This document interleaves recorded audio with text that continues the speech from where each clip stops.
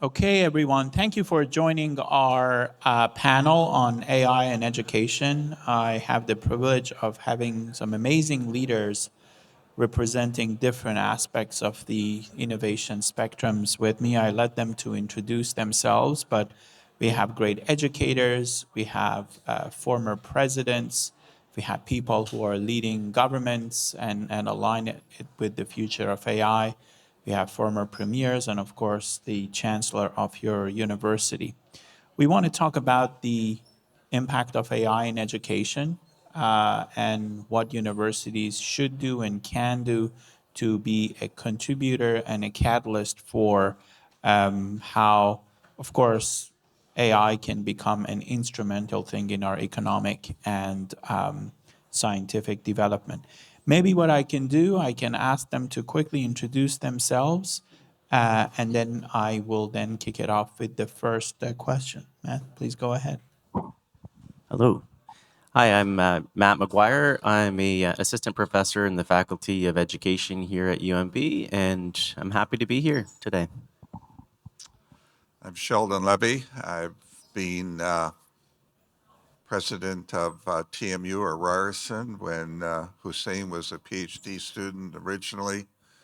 I've been a deputy minister provincially. I've been in the federal government. And you could say I've seen education from every possible angle, and delighted to be here with you today. My name is Hemant Kumar. I'm the Assistant Deputy Minister of Economic Development Policy. I'm with the Department of Post-Secondary Education, Training and Labor, but my background is more in economic development more broadly. I don't have post-secondary experience or expertise or AI expertise, so I will try to bring sort of more of an economic development lens to the conversation. Good morning, everyone. Wade MacLauchlan. I'm currently Chancellor at UNB. I've been a provincial premier, university president, and a lifelong learner. Thank you very much for being there. I also want to highlight that both Sheldon and Wade are members of the Order of Canada, so thank you for being with us. We want to make these questions very to the point because, of course, all of us are interested in the intersection of AI and education. We have done a lot of work, and we are at a place that are basically is on the forefront of this question. So we will make these questions more specific. My first question is that, at least in Canada over the past 160 years or so, our universities and post-secondary institutions have seen a number of transformational things happening in the economy and the industry. And they sustain themselves and they incrementally changed and adapted. We're doing great as a country when it comes to discovery-based research and output. But with the advent of AI, do you think that incremental advancement and improvement allows universities to stay as relevant as they are right now? I'm referring to examples that you can now have generative curriculum. As a student, I can say, I want to use AI to choose what I want to study, how I want to study, form my four-year program, choose the right professors, and I want to go across disciplines and across departments. They can watch all professors they want or lectures online almost with, almost for free.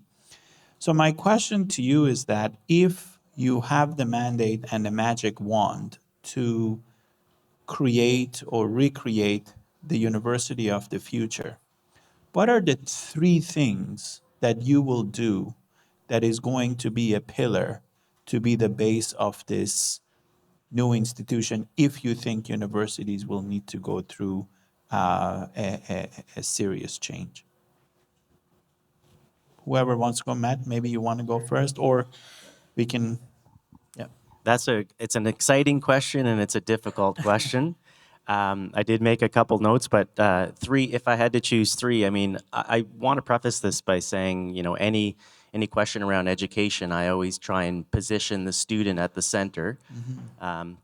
And in institutions, that's difficult sometimes because students are usually serving the institution and within the institution structure. So I think if we were to do that, realizing students are at the center, I think we need to shift from a time-based education model, semesters and credit hours and things like that, to a competency and inquiry-based model where learners are able to pursue their own goals and solve their own problems that are meaningful to them, which leads into a repositioning of faculty. If they have information accessible, that changes the faculty's role from, we heard this earlier, from the sage on the stage to the guide on the side, where faculty and grad students and students alike are working together in the ecosystem to partner and to solve goals together. And to rebuild the university around a creation model rather than a predominantly consumption model.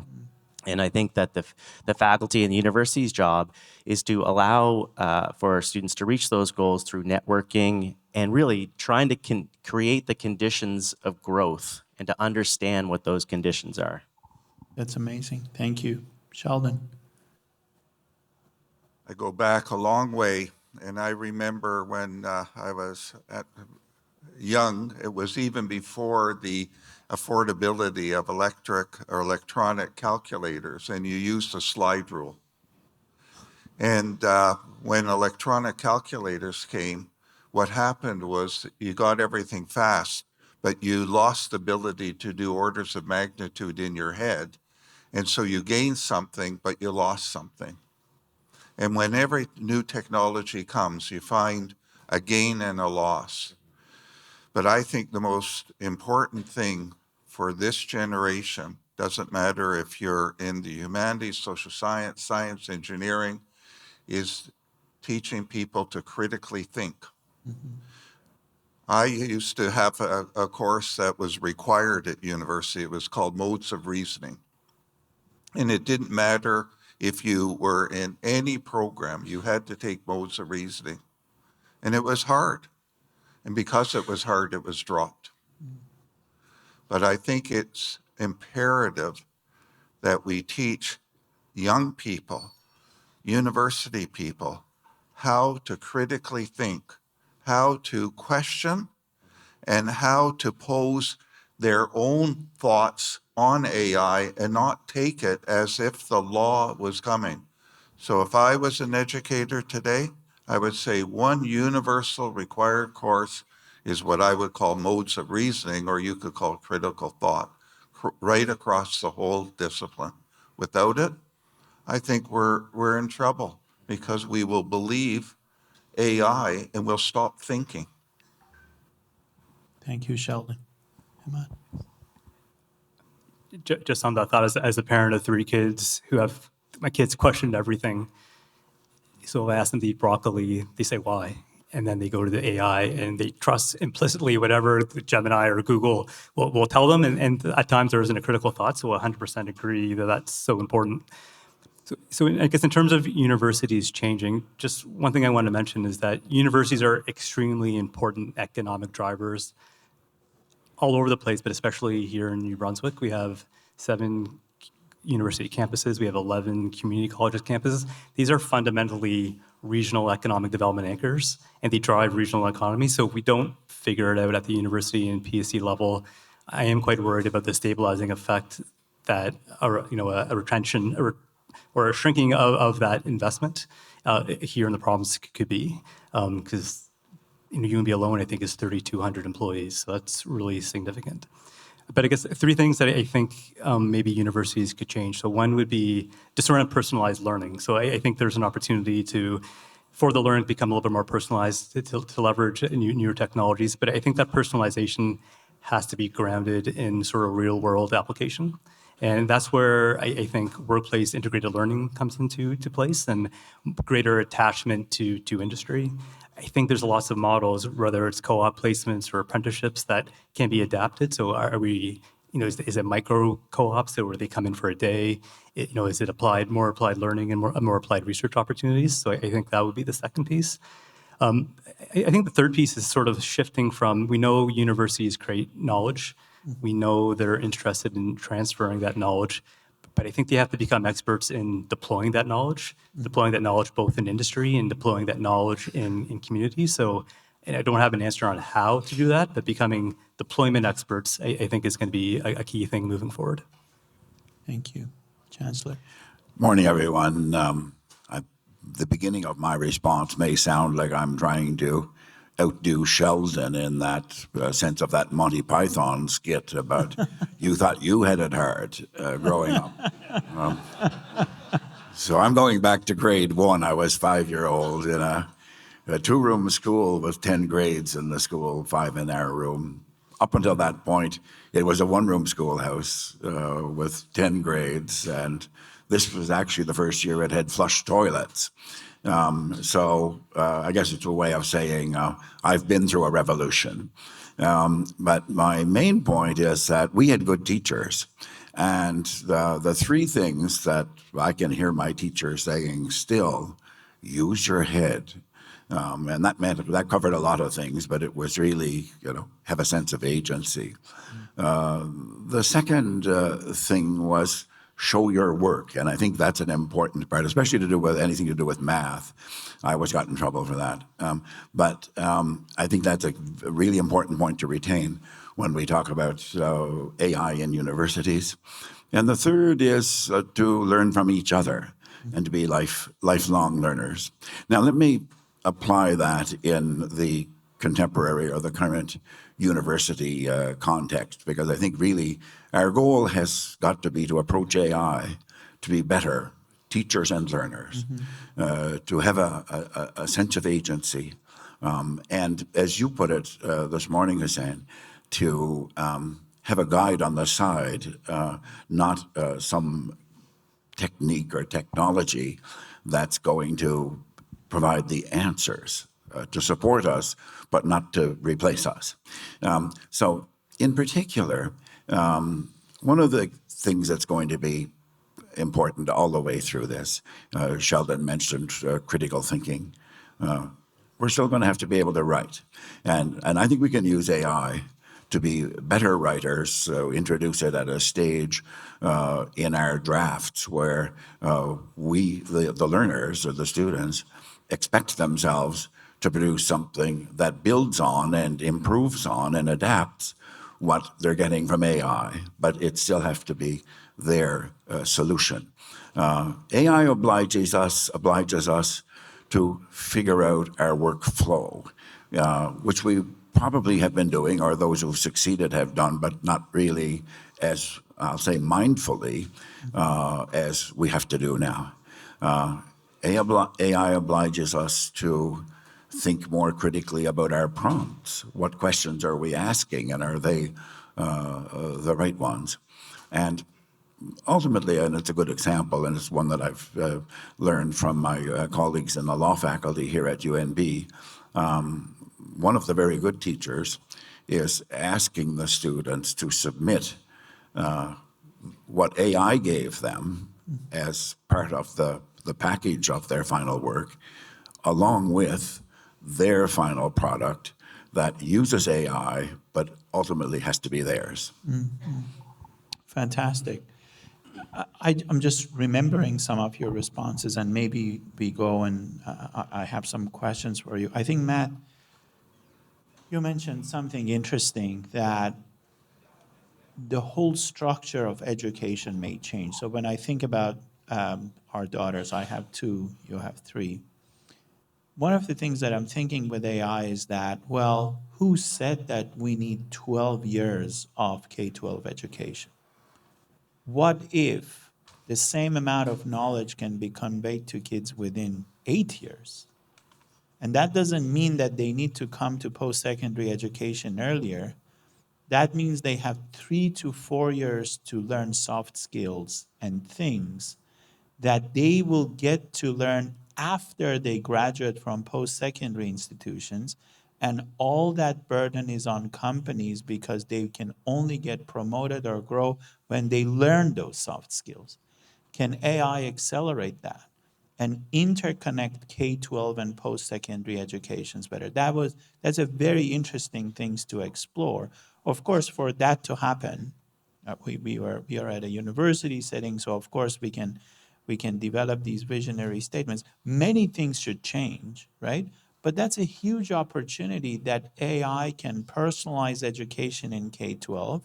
So how many kids we have seen that after grade 12, I went through something in Ontario called OAC, 13 years.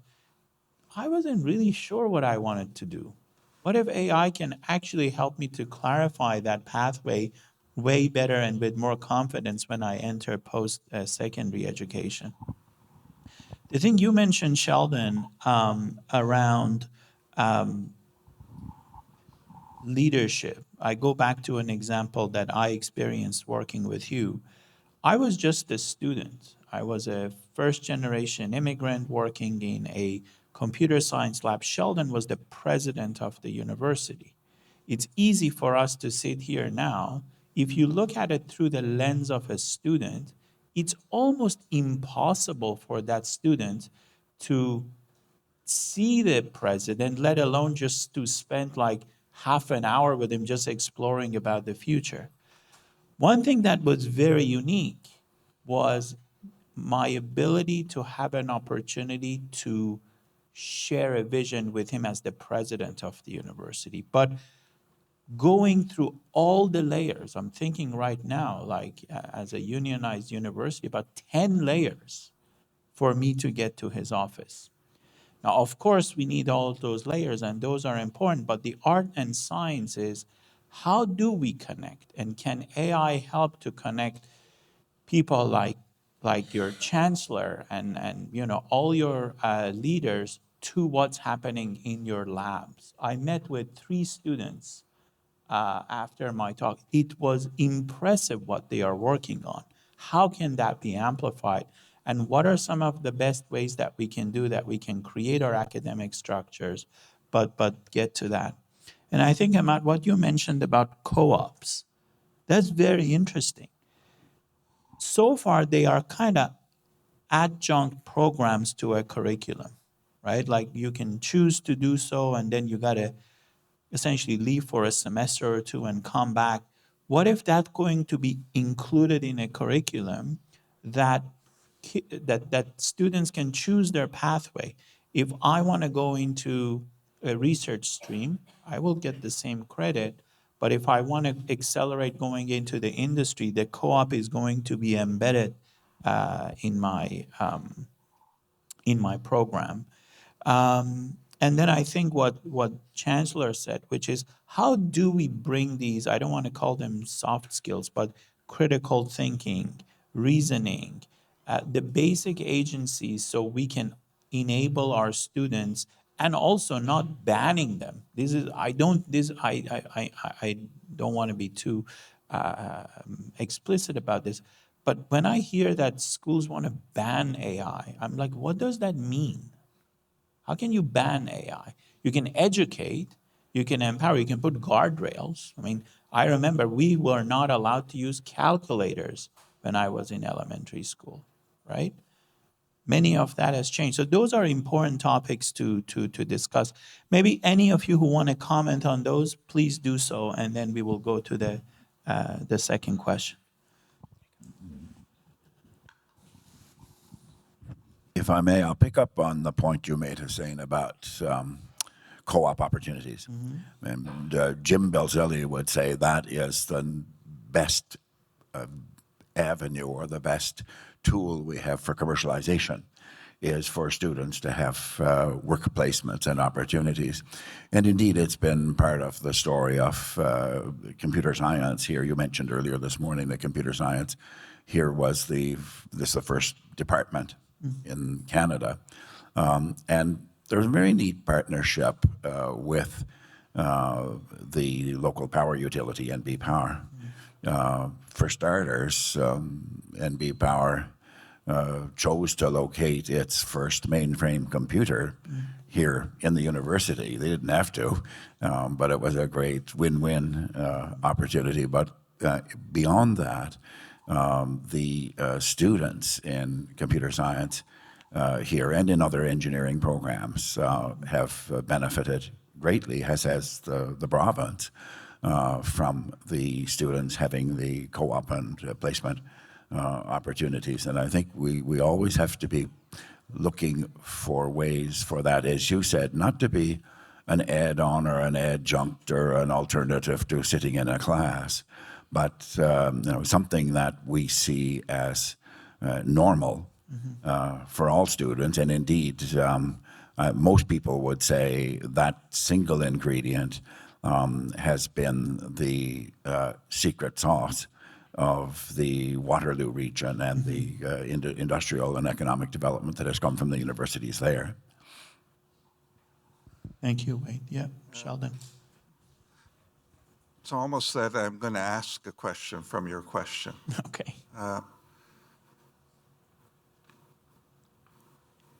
The human element of two people meeting each other and the president or the dean or the faculty member giving this student personal encouragement, the sense of understanding. My question is, can that ever really truly be replaced by an avatar? Right? It's a question I have.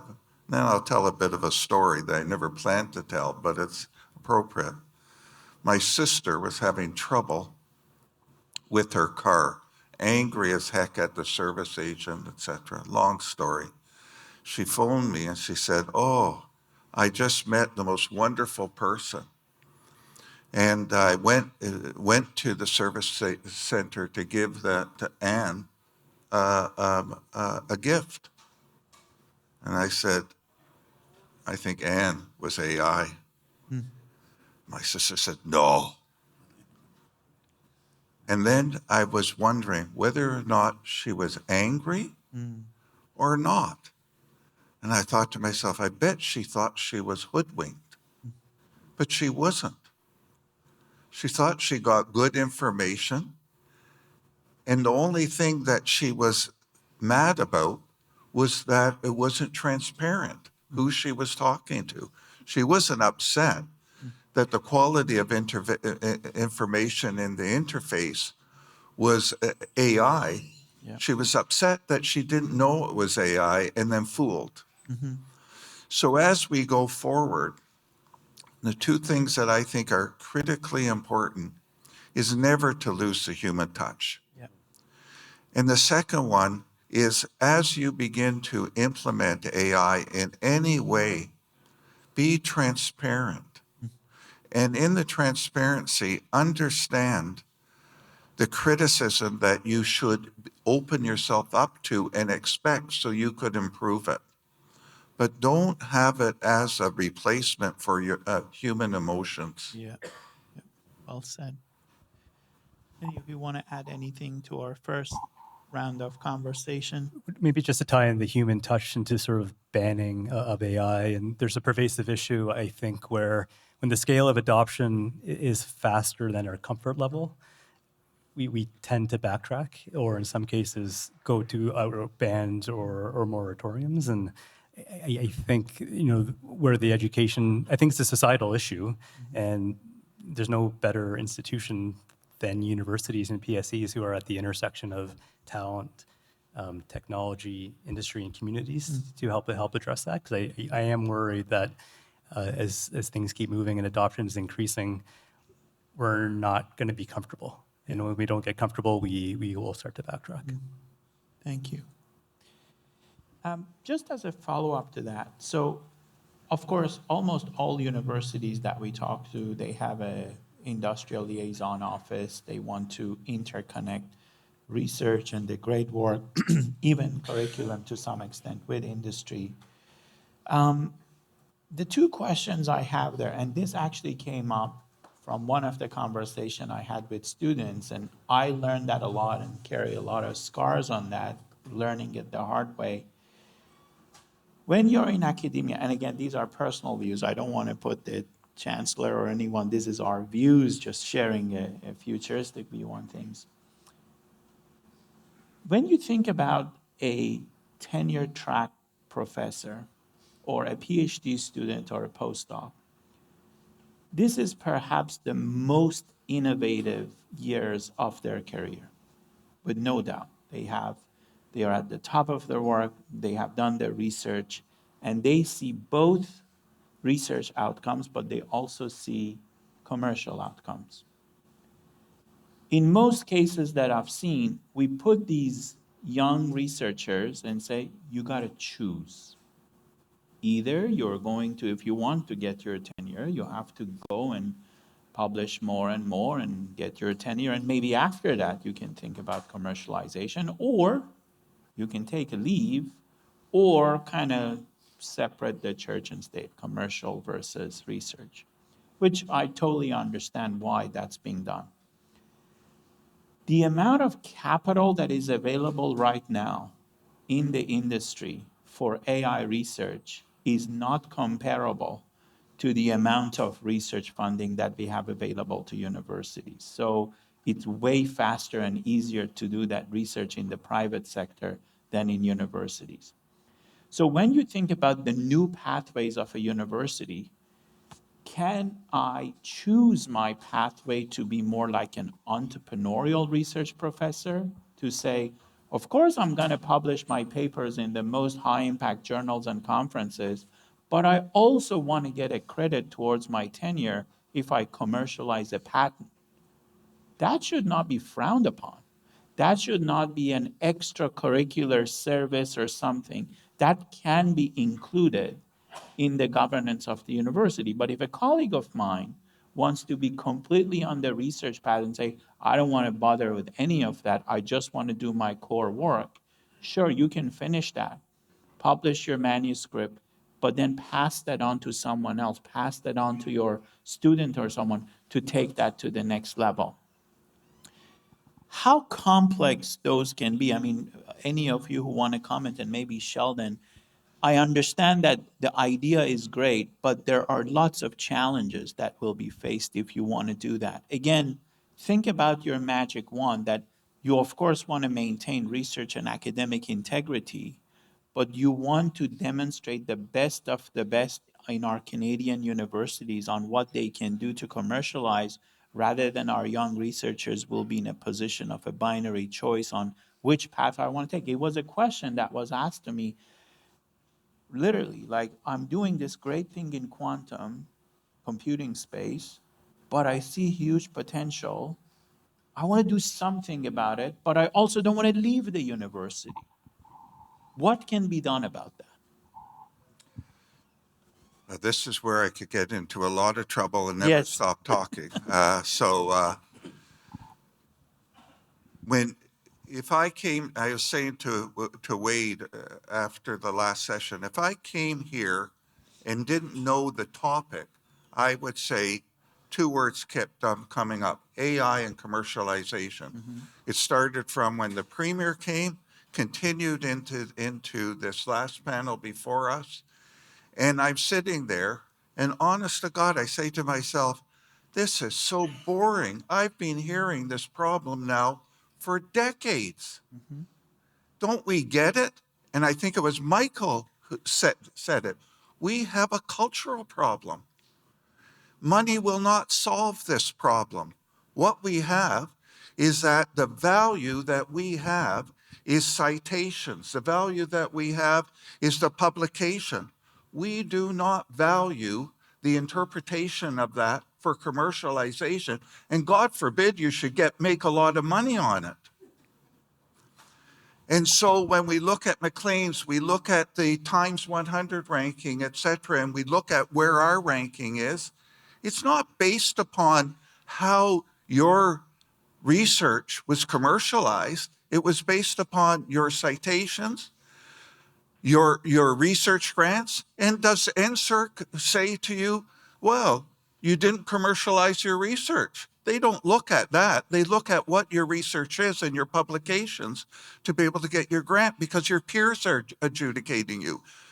You're not being adjudicated by Sobeys or other companies.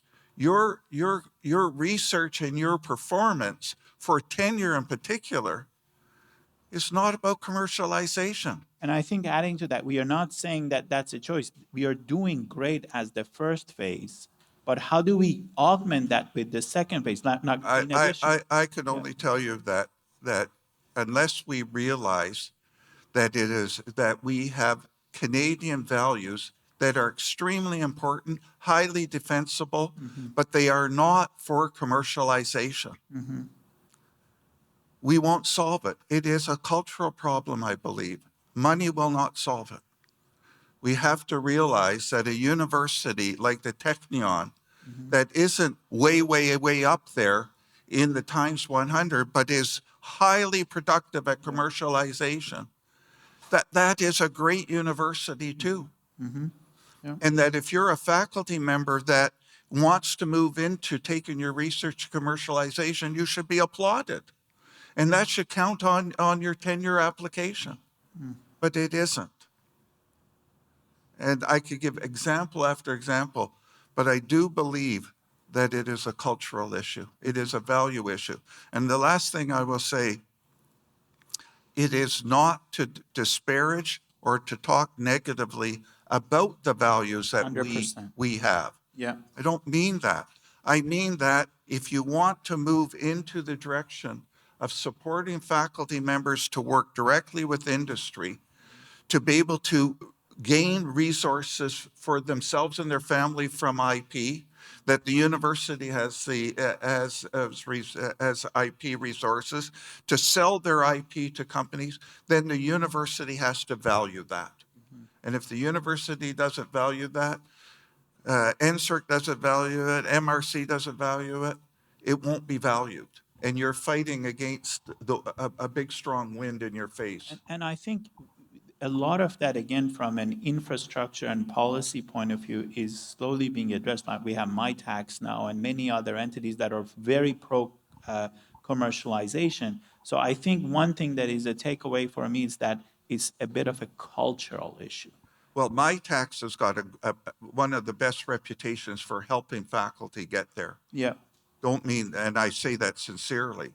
I'm saying that the junior faculty member who's looking for tenure and they have a product they want to commercialize, I would tell them, don't bother.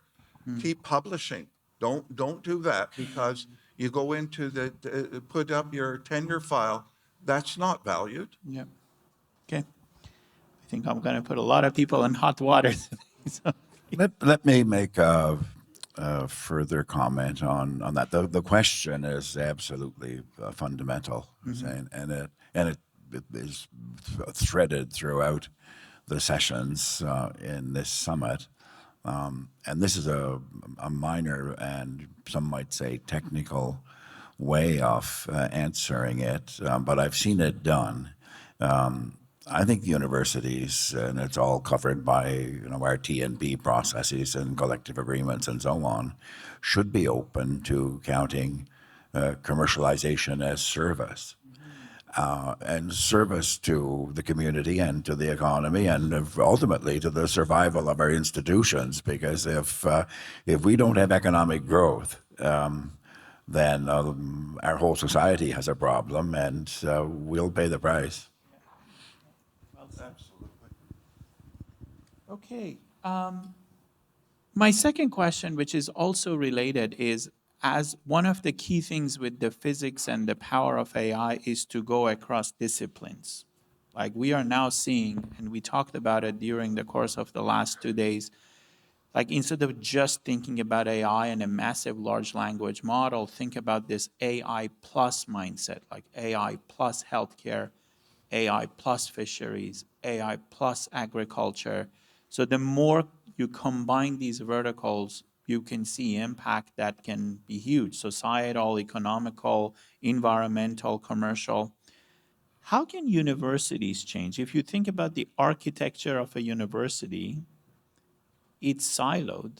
I mean, oh, you're a business student, you're a computer science, you go here, and you guys belong to a different building.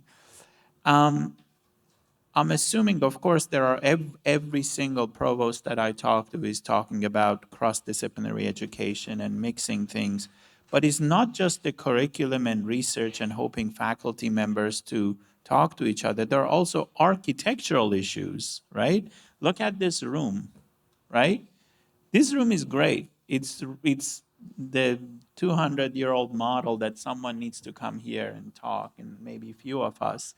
How can we have these, what I call zones, that it doesn't matter if you're an undergrad or a PhD or a postdoc or a Nobel laureate, if you have an idea and a passion, you come here at par and you work on that vision. No one should care about your past.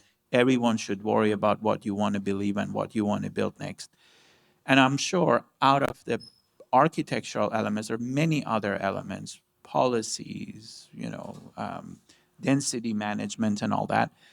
Any thoughts on what are the other elements that must change to address this cross-vertical, cross-disciplinarity of a tool like AI that can bring the industry together, and what universities should do to be able to address that? Sure. I just want to mention something about, the silo aspect. We have silos through the K-12 system. The K-12 system is siloed in subjects and bell schedules, and it's kind of sad because there's not a lot of autonomy there. And I think about what we're trying to do, the education faculty and the faculty of computer science. If I'm coming out of high school, or if I have a desire in my life to be a teacher and someone who teaches about computer science, I have to go and get my computer science degree, and then I have to go and get my education degree. But why couldn't I go to an institution and do all of that at once? Why do I have to do one degree and the next? So we're working, just to give you an example, we're working with the Faculty of Computer Science to say, can we have pathways to education and to computer science that happen organically, that happen simultaneously and not in this siloed way? And I think the university really has an opportunity to lead that idea of eliminating those silos and having learning more authentic and more autonomous. And if the university is able to do that, then I think K-12 will have the reins given to them as well. Things will be opened up, because as it is right now, to get into university, you need good grades. Yeah. And you need good grades in the subjects that faculty values. Whereas I think to have more of a project-based and a problem-based system where you are collaborating with industry and with professionals and with those community members who have a similar passion. So we need to eliminate the silos. There's nothing wrong with specializing, but to have some open areas where that's recognized is really important. That's a great, and by the way, none of these are practice. We are just improvising, so that you know, and I appreciate all of that. We will come back to silos in a moment, but on what you just said, I have a question which is around your core expertise. The current model of academia is being done in a way that if you don't do well and fail, we are going to penalize you, and we're going to put something in your transcript, and that will stain your transcript forever unless you retake that course. That is very different than the mindset of entrepreneurship, which is nobody's saying your vision should fail, and we will allow you to afford these micro failures to figure it out. I mean, we talked about AI, learning and unlearning as the best thing. I am seeing that even in high school, some high school system says, well, grades are going to go away, but oh no, grades should come back. How can we find that right balance that you don't penalize someone, you educate someone? Because our current system is, during the formative year of an undergraduate student, you're figuring things out. If I get a bad mark, that can have a significant impact in my future. And it's very difficult and costly to go and redo that. Any ideas on how issues like that can be addressed? Absolutely. I mean, we need to stop valuing the answers and really put a lot of value on the questions and the value on the process rather than the product. And that is so important because what does an 87 mean? For a mark, there's no way to quantify what you know and what you can do. Rather, the competencies and the conversations and the questions are important. One of my favorite educational quotes is from Neil Postman, and some of you may have heard me say this before, but children enter schools as question marks and they leave as periods. Interesting. And I love that quote so much because we value the answer. But to bring it back to artificial intelligence, the answers aren't really that important right now, nor are they personal. It's those questions and the process that is very, very important now. So I think if we can flip the script and have those values of processes and questions and collaboration and the soft skills that we're talking about, then we're going to be on track for meaningful learning. That's amazing. On silos and also this notion of fail safe or not, anything anyone wants to add? I think Sheldon wants to say something.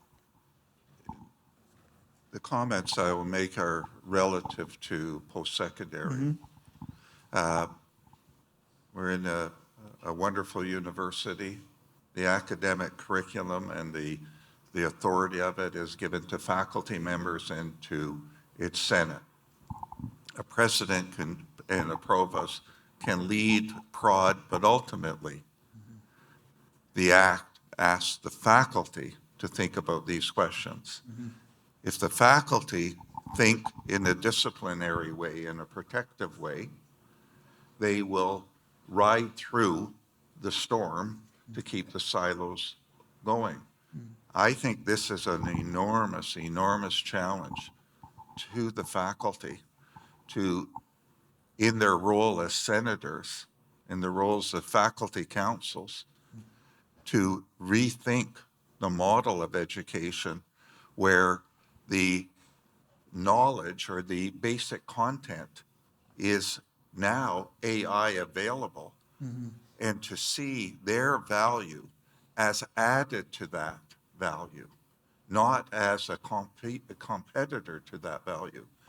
But unless you expect government to come in and mandate something different, it's your responsibility.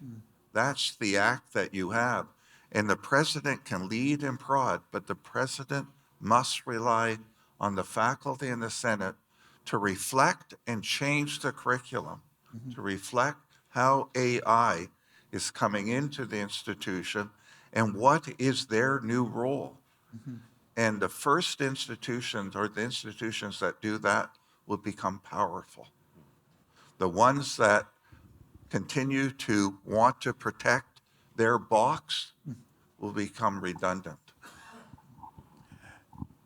And this is to pick up on the keynote you gave this morning, Hossein. And you use in your writing the phrase radical personalization. And I think that's the key to getting the kind of change quickly, and that is responsive to the individual learner and the growth and the mistakes. We always said every knock is a boost at home. But if we're likely at most a couple of years from each student being able to have a portfolio that is directly along the lines of what you were showing us this morning. And at that point, the AI will discern or will highlight the points that show where those students are learning and growing and have the potential to continue to do so. And when that happens, and the transcript, fades out of the picture altogether, we could see the future without the silos and without the failures, or at least where the failures are points of growth, in a way that could be very exciting. Thank you for that. Maybe a question for Hemant, based on some of the things that I have observed, and would love to get your insights on that. Many of these initiatives, especially around AI, there's no playbook out there. So we cannot go and say, well, these countries or these jurisdictions did that, let us align it with our ecosystem and do it. It comes with a lot of risk. Now, early days during the digital transformation era, so let's go back, 10, 15 years ago, the approach that we had at TMU was that, there's a lot of unknown. We don't have the playbook. Let us put the first dollar in as the institution. Let the government seize it and then give us the second dollar so we can scale.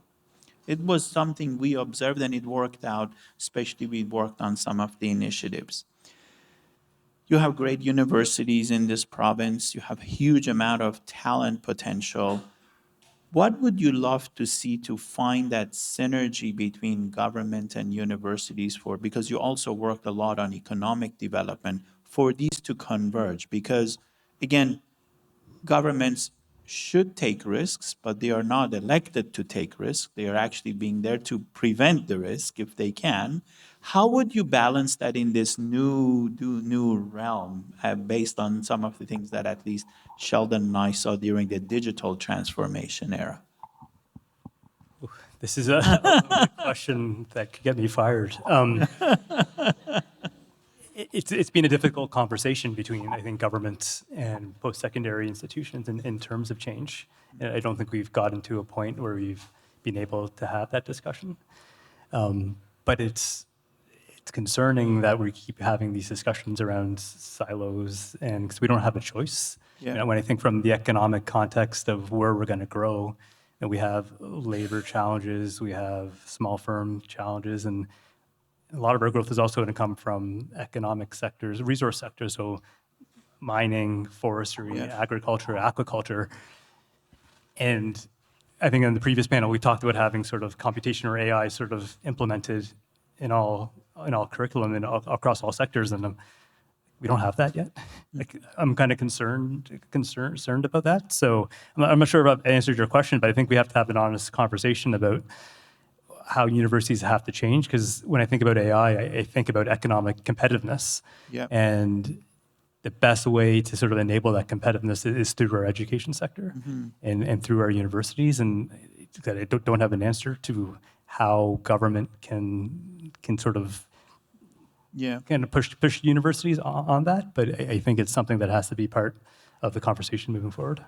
But it was a great point you raised, and I think it was part of the previous panel as well, that I was on the board of NSERC for about 3 years, and I observed that the model, because of the federal government, was done in a way that let's just distribute all the funding so everybody is happy. So we started to see nodes of excellence that were basically replicating each other around the country. There was a digital thing here and a digital thing there. But one of the things that I observed in the past 2 days, and I also met with a great entrepreneur, Josh, and his colleague that are working on these, infrastructure for chipsets and all that. And I told him, I said, this really resonates with me. You're empowering your community and relying on your own potential in sectors that really benefit from this.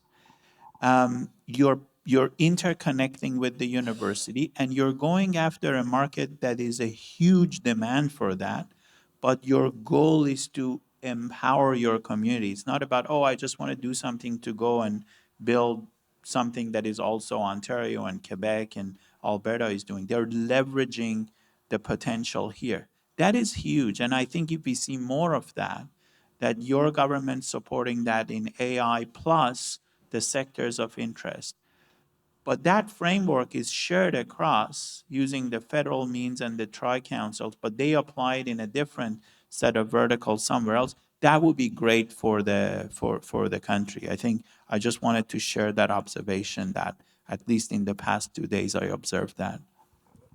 Hossein, it's important to comment on the question that you asked, which is what you could say is government as a partner in this. As I mentioned, I was deputy minister in the province of Ontario. And if the faculty did what I would just said, that they should reflect, I would have to say the president would have to say, time out. We're not funded that way. We're funded exactly the way in 1950 by bums in seats that go in vertical directions in boxes. So I have to know the label on the box and the number. And you're asking me to now undo all that? I can't undo that. My funding comes by siloed boxes. So you have to reflect that this is not a problem that is isolated to the institution, as I suggested. It is a government as a partner experimenting and working with the institution on a new way of thinking. But my goodness, to ask a government to do that is an enormous, enormous job. So the only way to do it that I would see in Ontario is the willingness of the university collectively to not look at the government as the enemy, but look at the government as the partner and help them understand how they have to change their funding model. And then you think, well, how do I fund tuition? And on and on and on. This is complex because we have built these structures for 40 years, and our jobs, our contracts, everything we have, our collective agreements are all reflect a structure. And now we're saying AI is telling us that that structure no longer works.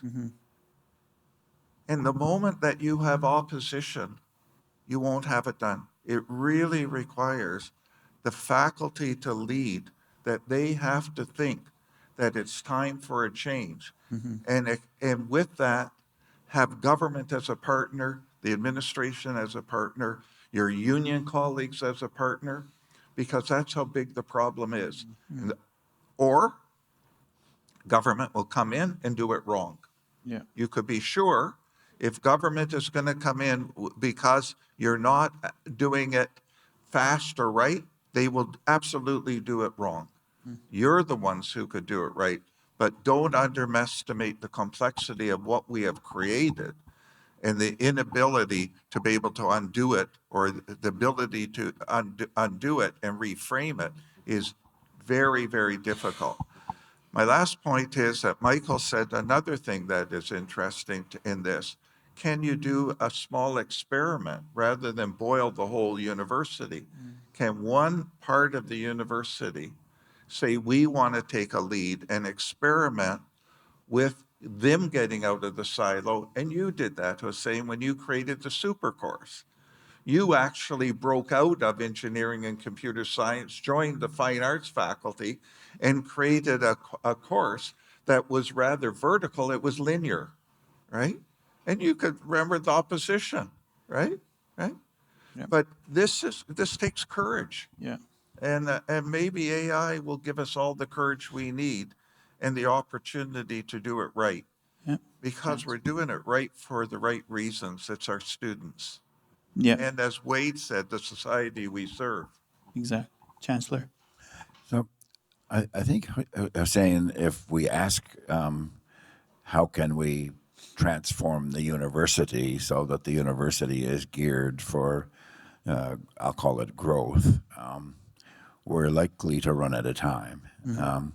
The immediate challenge, and the one that we have seen where we've had success, is for our universities and colleges and our educational system to be harnessed and to be collaborators with our most productive economic sectors, where we have strength, where we have the opportunity to grow, and actually, very important, where we already have existing relationships with customers where we can find out their pain points. Yeah. Because this is not a static thing. It's not picking winners. It's not buying a lottery ticket. It's to work together and do better where we're already doing well. And there are examples. You can look to it's not an entire success yet, but if you compare what was taking place in shipbuilding in this region compared to 20 years ago, it's been a success. The story of biosciences in Prince Edward Island and now building out into the region, where I had a fair amount of experience and direct involvement, starts by there being economic players who already know the deal, who are doing well, and in particular, who have customers and know how to change when the customer's needs change. Yeah. And the benefit, what the universities or the post-secondary sector bring will be the ability to train and upskill and to have the people who can move into those opportunities to do the research, to break out that's how we'll break down our silos, because there will be something to gain together. And there's an initiative, a couple of them, many of them, like in this university right now, there's an integrated health initiative. It's been very interesting to hear about health as an area where we can all benefit from the application and involvement and development of AI. There's a chair in digital agriculture that's already to start here 1st of July, and the industrial partner has production facilities on 6 continents and customers in 160 countries. That I think is, to take it to where your point started, that's I think where Canada needs to be much more discerning and mindful and strategic and collaborative, where we already have success on which we can build, not just to spread it around, not just to let things go until the squeaky wheel gets the grease, because that's what happens if we're not strategic. Yeah, well said, well said.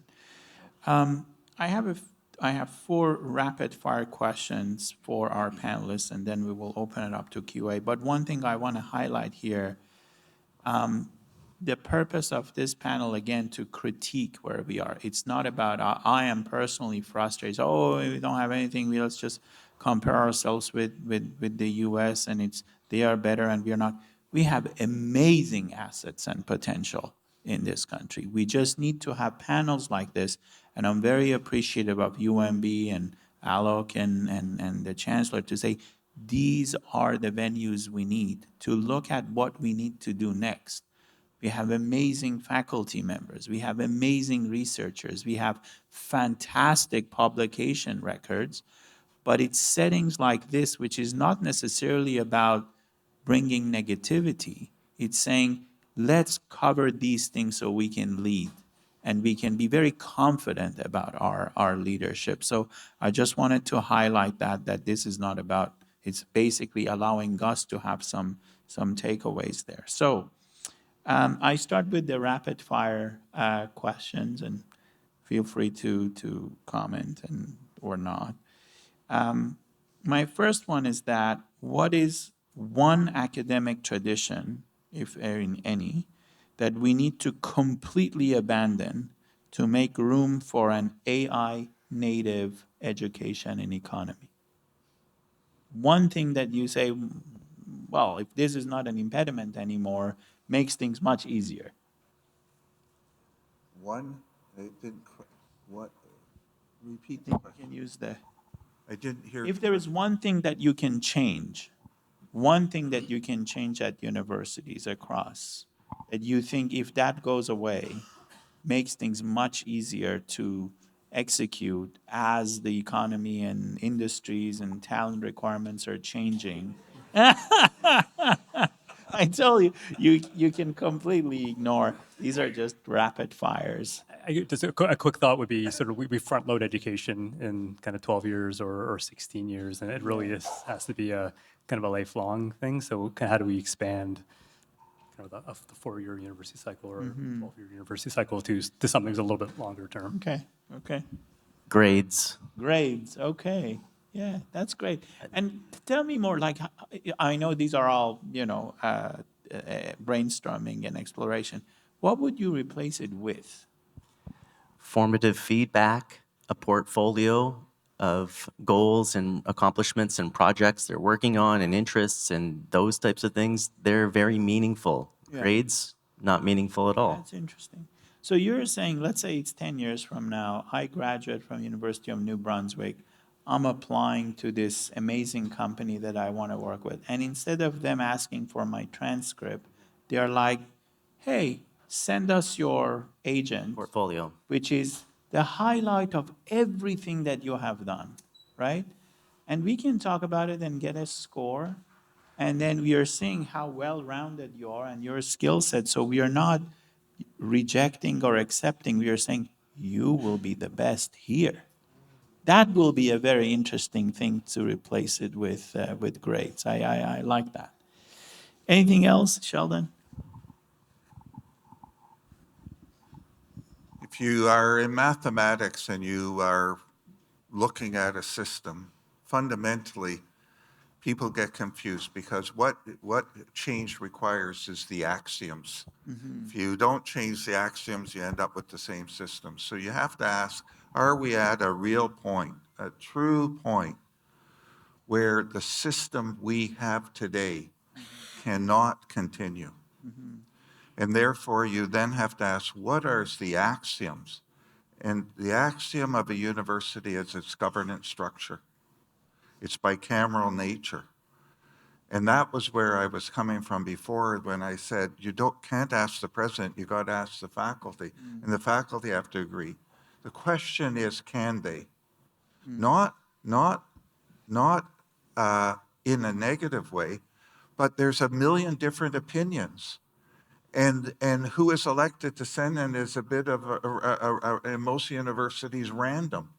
And you have to ask yourself, can the governance structures that we have or the axiom of the university actually bring us to a different point if AI is now forcing that change? It may very well be that nothing will happen unless we change the act of the university and the power structure that is defined legally. And if we are there, that's a big issue, and that's government. Yeah. And that's and that is difficult because that's the government you choose that may be in or out by the time you have that discussion. Very interesting. Yeah. You could easily get rid of the chancellor. No salary, no parking spots. Come up with an avatar. Yeah. The maybe the most controversial thing I'll say is anything that includes the word autonomy is kind of an extension of what Sheldon just said. It's generally used. Look, there are reasons why people should have academic freedom and why it should be a value throughout the university. But all of the ways in which we claim that this department has autonomy and this body has autonomy and this document has autonomy, it's generally about some stone we don't want to turn over. So let me throw that one in, and I'll throw in another one just to cause trouble. I think we could be we could do ourselves a big favor by finding new creative ways for people who are at the full end, the senior end of their career, to continue to contribute and to have a status in the university that doesn't require them to hold down a big salary. Yeah, well said. Thank you. The next one is, we talked about, cross-disciplinarity and faculties and departments and disciplines work together. If you are, Sheldon, maybe wear your former president's hat. If you have the authority, all of you, that you're running a university, if you can merge two academic faculties tomorrow to spur innovation, which two would it be? Is it law and computer science?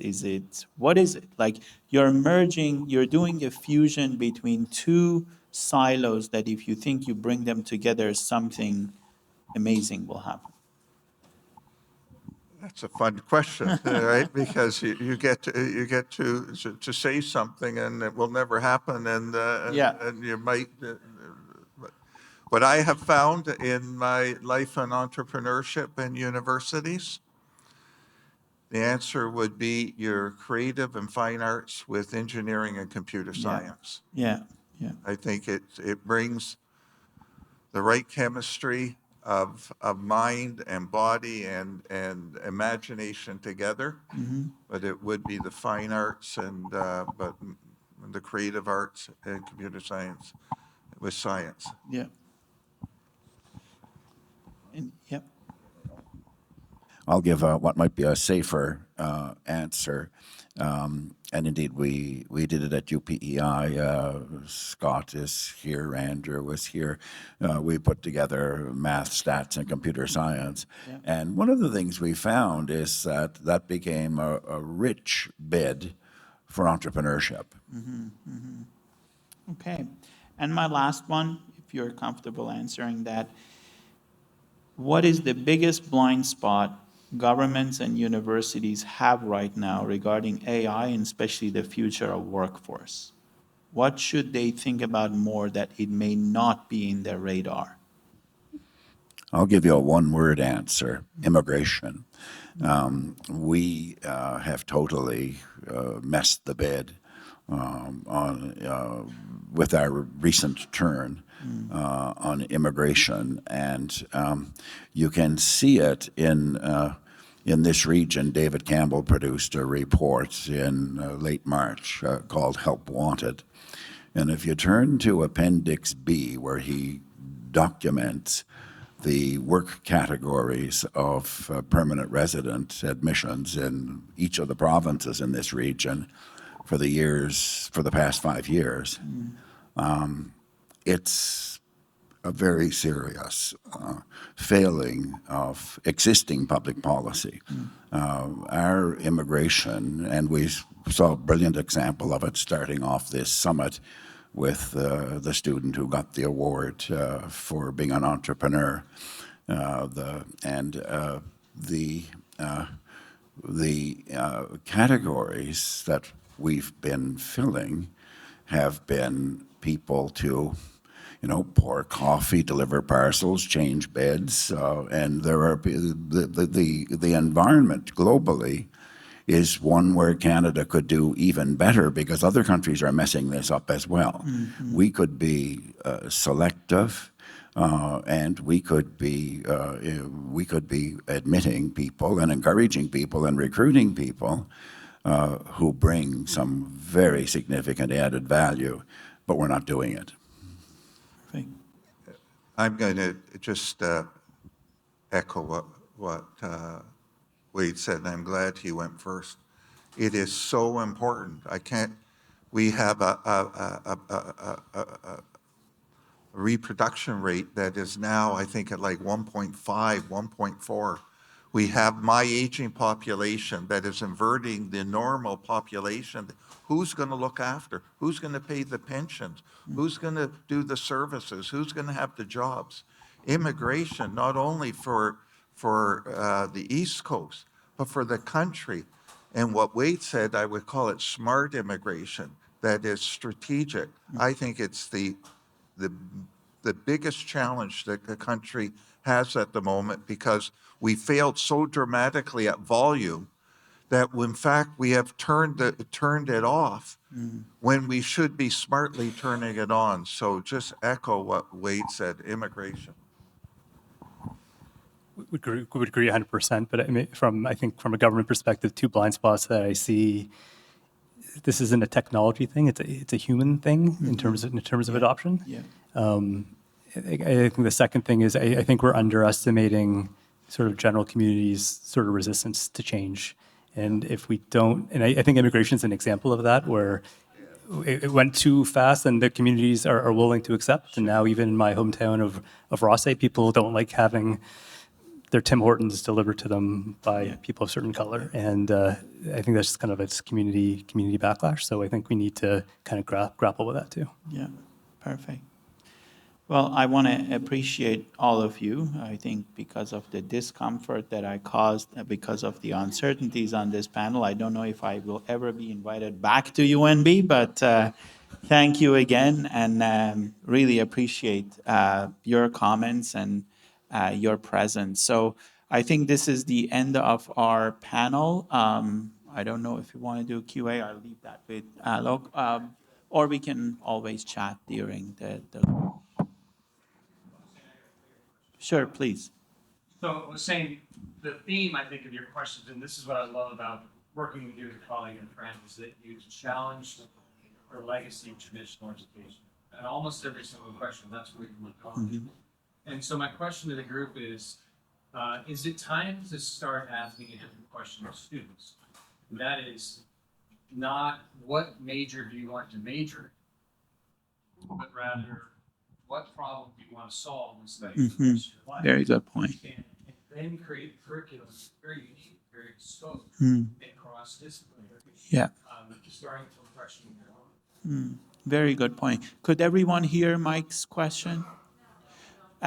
Great question. And if I can, Mike, do you want to, I can summarize it, but feel free to add. I think Mike's comment was, think about how our kids apply for post-secondary education. I want to become a doctor. I want to become an engineer, or I want to study that. And then some of them say, oh, I actually tried it. I want to do something else. That's why some institutions have these freshman years that I think it's a great idea. His comment is invaluable, saying instead of asking them what they want to study, what if we ask them, what problems do you want to solve? And that could become the gateway of their entry into a post-secondary institution. And it's AI that can actually generate a curriculum for them across a university or even across a territory or a province to say, this is the best possible pathway that you can have as part of your education to be in a position to address these problems. You may address that problem as a doctor. You may address that problem as an artist. That could be a great idea. I don't know, Mike, if you want to add anything to that, but I think if I understood it, that was the gist of it. You can use the.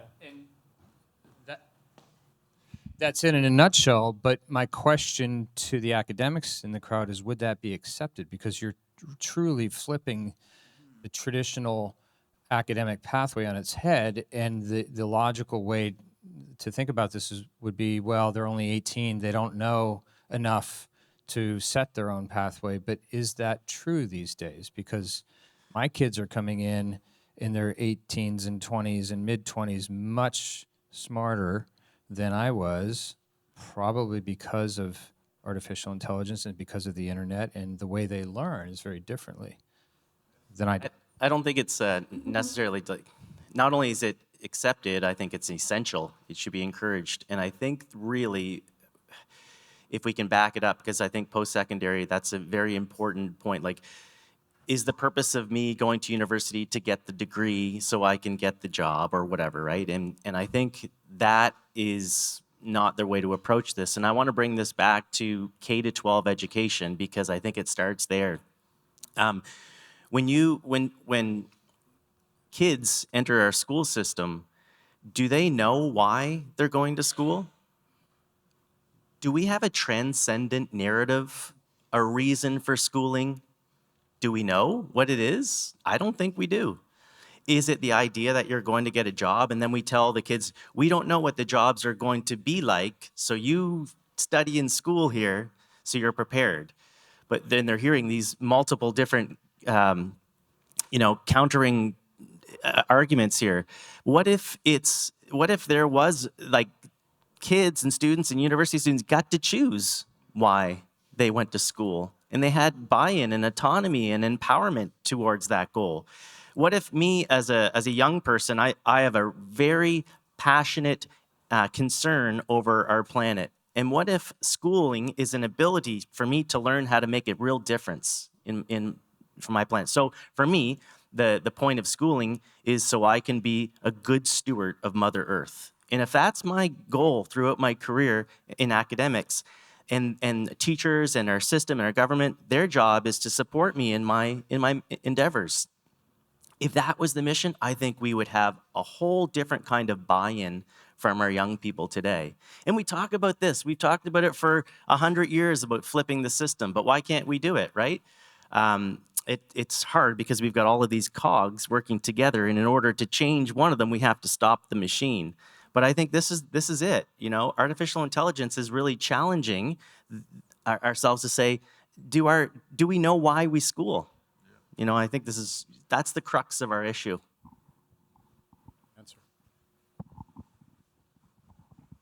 The only comment I would make, thank God you're here because it's your job. I'm ready.